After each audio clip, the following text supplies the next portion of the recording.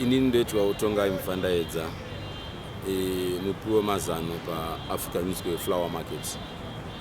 Ndiyashandapo kwemakore anosvika 26 ndiripo.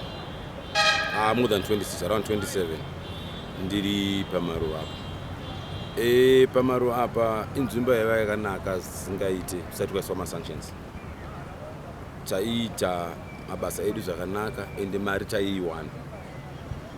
Taura chokwadi, waenda kumba wakatakura mapepa bheki. Vamwe vakawanda vakatorora kudurikidza nemaketi iyoyi. Even dzimba mastands tatenga nekuda pamaketi iyoyi atakatenga kudara. Asi iko zvino nenyaya yemasanctions akaiswa akavhiringa kunyanya. MaSanctions akavhiringa kunyanya. Isusu sesu tinowana maruva kubva kumafarms. Pedu apa chokutanga apa maruva chaiwo edu kwaitouya vanhu vaibva kuSouth Africa, vaibva kuna Mozambique vachititengera maflowers.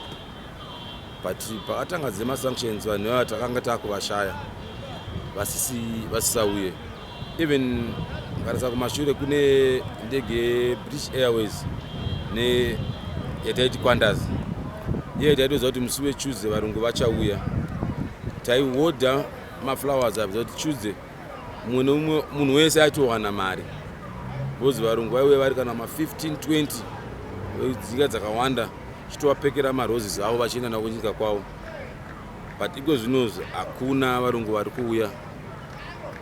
Ende kutaura chokwadi varungu vavo vaitisira mari kuti ukatengesa Tuesday neThursday dzimwe nguva neSunday, bozi ndege yaisimuka kuma3 taitouya panapa tatambenana nawo bhora tinoziva kuti bva na1 kusvika na2:30 tinge taisa mari yakatoti muhomwe Qantas ndege isati yasimuka.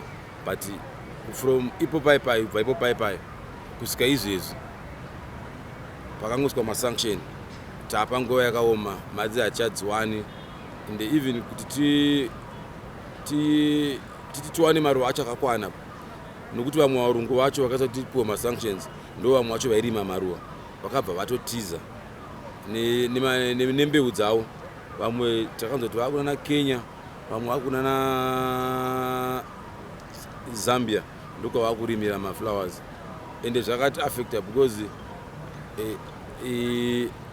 maruva acho kuti mawane amashoma. Saka seipapa tototi dai government yatimpawo titange kurima tega maruva acho uzi ruzivo tinaro. Saka masanctions aya akabva. Even nganzi ndakurima wenini, ndane mukana wekuendesa maruva kuHolland, ndane mukana wekuendesa maruva kuEurope, kuna Mozambique, kuna South Africa. Asi masanctions akaramba aripo, tinoramba takamanikidzana, takambonjigana mutumari tushoma shoma turipo itotuti. Saka masanctions akativhiringa kutaura chokwadi. Ukatoona market yedu yaiita kuti varungu vachiuya mumikuzu vaitenderera. So murungu aingokusira kana mari nongonakidzwa nebasa rekugadzira maruva ravari kuita iroro otobuda woenda.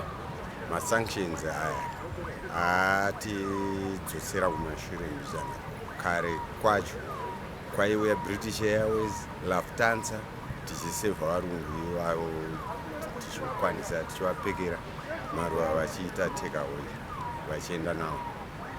Saka iye zvinezvi hatichakwanisa kuvawana zvadzikira. Pakurarama zvatibata zvemaSanctions zvakuti tadzokera kunyanya kumashure. Apo neapo ndokurarama kwatakuita, siriko kwataiita pasina maSanctions.